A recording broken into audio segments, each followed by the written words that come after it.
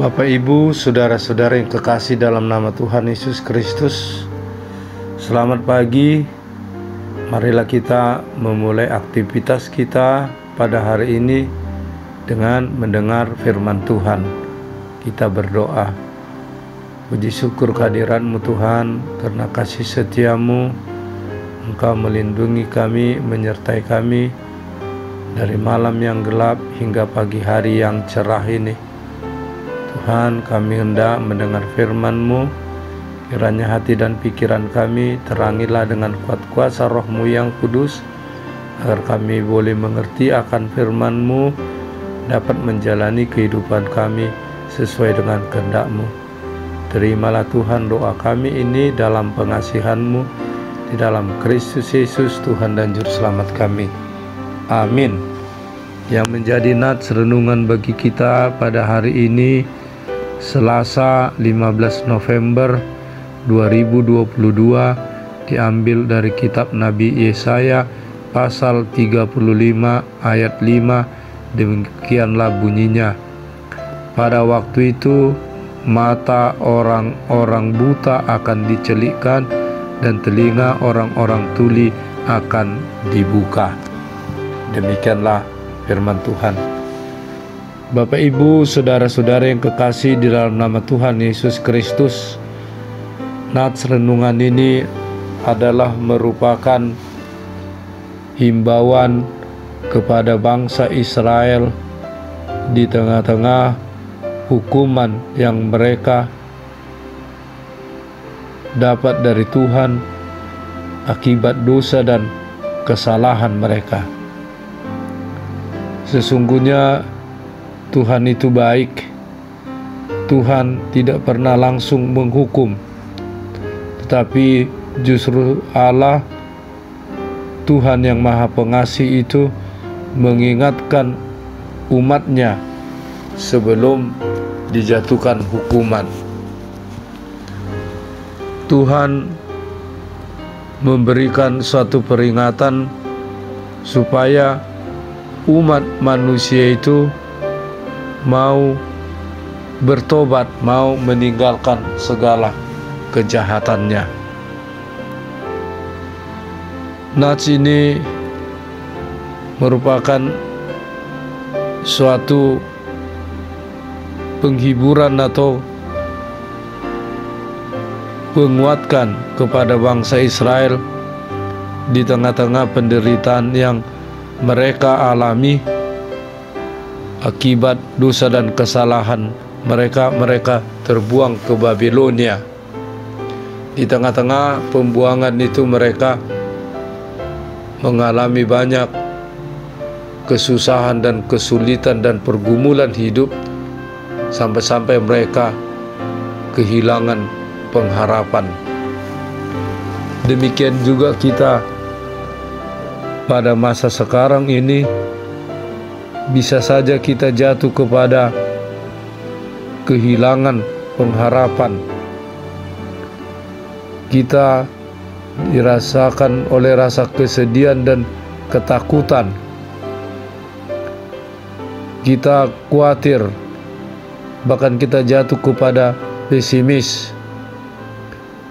Duka cita dan kesedihan seringkali merajai hati dan pikiran kita umat manusia. Kebencian, iri hati, dendam, permusuhan, dan kekecewaan. Kadangkala kita berpikir, untuk apa melakukan segala yang baik, toh yang jahat saja mendapat kehidupan yang baik, sedangkan kita yang melakukan kebaikan sering kehilangan pengharapan, sering masih diliputi oleh rasa ketakutan.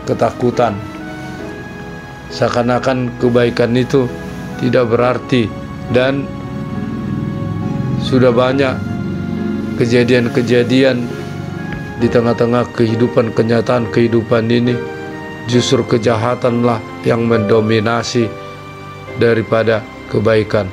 Inilah mengakibatkan kita umat manusia bisa hilang pengharapan, bahkan hilang iman.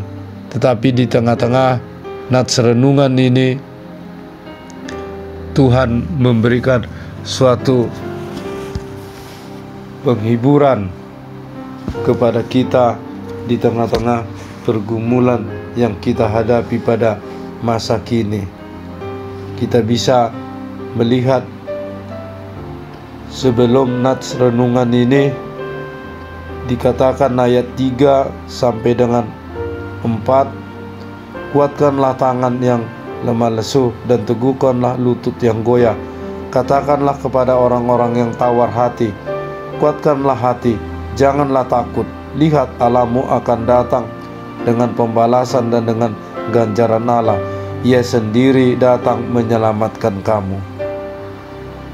Nats ini ayat 3 sampai dengan ayat 4 menguatkan umat Tuhan di tengah-tengah pembuangan dan menguatkan kita pada masa sekarang ini, di tengah-tengah keletih lesuan kita, kekhawatiran kita, ketakutan kita. Tuhan mau menolong kita. Tuhan mau menyelamatkan kita. Itulah sebabnya Tuhan dalam nats renungan kita ini mengatakan, pada waktu itu mata orang-orang buta akan dicelikkan dan telinga orang-orang tuli akan dibuka. Dengan pengertian Tuhan akan menolong umat manusia ini. Tetapi manusia harus mau meninggalkan kesalahan-kesalahannya, meninggalkan perbuatan-perbuatan yang tidak baik, dan selalu berserah diri kepada Tuhan. Karena hanya Tuhan Allah di dalam kasih-Nya, dalam Yesus Kristus, dapat memberikan penghiburan, memberikan kekuatan, memberikan keselamatan melalui anak yang dikasih-Nya, yaitu Yesus Kristus, Tuhan dan Juru Selamat kita. Itulah yang menguatkan kita, terutama kita akan memasuki minggu-minggu akhir tahun gereja ini dan memasuki tahun gereja yang baru, dan kita akan merayakan hari kelahiran Sang Juru Selamat, yaitu Yesus Kristus.